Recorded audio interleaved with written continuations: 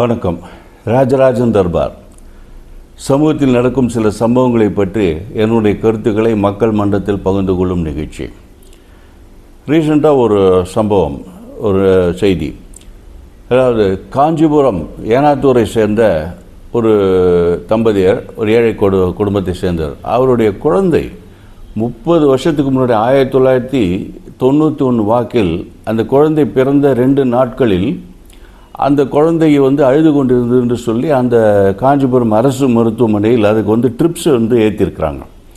ஆனால் அது கொஞ்சம் அஃபெக்ட் ஆனதுனால அங்கேருந்து சென்னை குழந்தைகள் நல அந்த ஹாஸ்பிட்டலுக்கு ஷிஃப்ட் பண்ணி இங்கே டாக்டர்ஸ் அதை பார்த்துட்டு அது கையில் இன்ஃபெக்ஷன் ஆகிருக்கு அந்த ட்ரிப்ஸ் ஏற்றுறதில்ல அதுன்னு சொல்லிட்டு அந்த கையே அகற்ற வேண்டிய நிர்பந்தம் ஏற்பட்டு அந்த கையை அகற்றி இருக்கிறார்கள். அதுக்கப்புறம் அந்த குழந்தை பிழைச்சிருக்குது. அந்த கையை எடுத்துகிட்டு இருக்காங்க.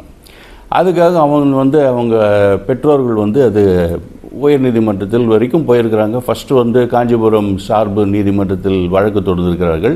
ஆனால் ஏதோ காரணத்துக்காக அது வழக்கு தள்ளுபடி செய்யப்பட்டிருக்கிறது. அதுக்கப்புறம் இவங்க ஹைகோர்ட்டு வரைக்கும் போய் அது தீர்ப்பு அது வழக்கு இத்தனை வருடங்களாக நடந்து கிட்டத்தட்ட 32 வருடங்கள் நடந்து ஒரு 2 வாரத்துக்கு முன்னால் தீர்ப்பு வந்திருக்கிறது. 10 லட்சம் ரூபாய் அவங்க அந்த குழந்தைக்கு இழப்பீடாக கொடுக்க வேண்டும் அந்த கை எடுக்கப்பட்டதுக்கு அப்படின்னு சொல்லி அவங்களுக்கு தீர்ப்பு கொடுத்துருக்காங்க. இல்லை, என்னோடய கேள்வி என்னன்னா, இதில் இத்தனை வருடங்களாவது வாதாடுறதுக்கு அதில் என்ன இருக்கிறது? குழந்தை அந்த கவர்மெண்ட் ஹாஸ்பிட்டல் காஞ்சிபுரத்தில் அட்மிட் ஆகிருக்குன்னு நல்லா தெரியும். அவங்க ட்ரிப்ஸ் கொடுத்துருக்காங்கன்னு தெரியும். அதனால் இன்ஃபெக்ஷன் ஆகிருக்குங்கிறது கிளியராக ரெக்கார்டு இருக்குது. இங்கே எக்மோர் ஹாஸ்பிட்டலில் அதை அவங்களா டயக்னோஸ் பண்ணி அதை எடுத்துருக்குறாங்க. அது எல்லாம் ப்ரூஃப் இருக்குது, எல்லாமே இருக்குது. இதில் வாதாடுறதுக்கு 32 வருஷமாக வாதாடுறதுக்கு அதில் என்ன இருக்குங்கிறது எனக்கு புரியல.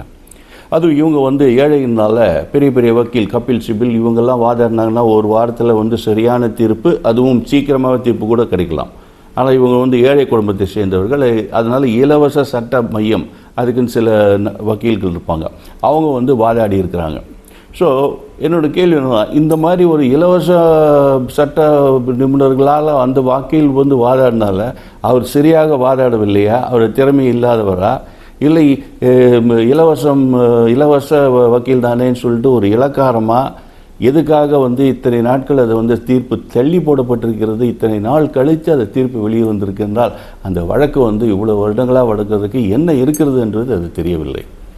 அதில் முக்கியம் பார்த்தா தமிழக அரசு ஒன்றுமே இல்லாத இது அங்கே கண்கூடாக தெரிகிற அந்த குழந்தைய அஃபெக்ட் ஆகிருக்கிறது இவங்களுடைய சேவை குறைபாடு காரணமாக. மருத்துவ சிகிச்சை சரியாக செய்யாததனால் அந்த கையை அகற்றப்பட்டிருக்கிறது கண்கூடாக தெரிகிறது.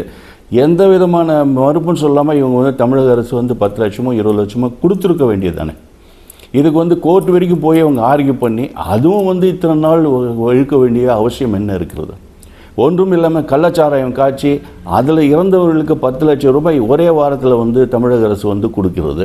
கள்ளச்சாராயங்கிறது சட்ட விரோத செயல். அந்த சட்ட விரோத செயலில் ஈடுபட்டவர்களுக்கு ஒரு ஊக்கமளிப்பது போல் ஒரு 10 லட்சம் ரூபாய் தானமாக எடுத்து மக்கள் வரி பணம் கொடுக்கப்படுகிறது. அதே போல் கரூர் சம்பவம் பார்த்திங்கன்னா, ஒரு நடிகர் அவருடைய பொறுப்பற்ற வகையில் அவருடைய திறனற்ற வகையில் அவங்களுடைய கூட்டத்தை நடத்திய காரணத்தினாக 42 பேர் அங்கே இறந்தாங்க. அது மக்கள் தேவையில்லாமல் அங்கே போய் இவருடைய முகத்தை பார்க்க வேண்டும் என்று சிறுவர்கள் எல்லாம் அழைத்து கொண்டு சென்று உயிர் பலி ஆக்கினார்கள். அவர்களுக்கெல்லாம் கூட எந்த விதமான எசிட்டேஷன் எல்லாம் 10 லட்சம் ரூபாய் கொடுக்கப்பட்டிருக்கிறது. ஆனால் இந்த மருத்துவ குறைபாடு காரணமாக கையிழந்த அந்த குழந்தைக்கு 10 லட்சம் ரூபாய் அதுக்கு மேலும் கொடுக்கறதுக்கு 30 வருடமாக ஒரு அரசு அதை இழுத்தடிக்கிறது என்றால் இது எந்த வகையில் நியாயம்? சாதாரணமாக கொடுக்க வேண்டிய அரசு இந்த மாதிரி கொடுக்கறதுக்கு இவ்வளவு தூரம் தள்ளி போட்டு அவர்களை சித்திரவதை செய்வது எந்த விதத்தில் நியாயம் என்று தெரியவில்லை. யார் கேட்பது? விடைபெறுகிறேன். நன்றி, வணக்கம். ராஜராஜன் வாசன், இந்திய மறுமலர்ச்சி இயக்கம்.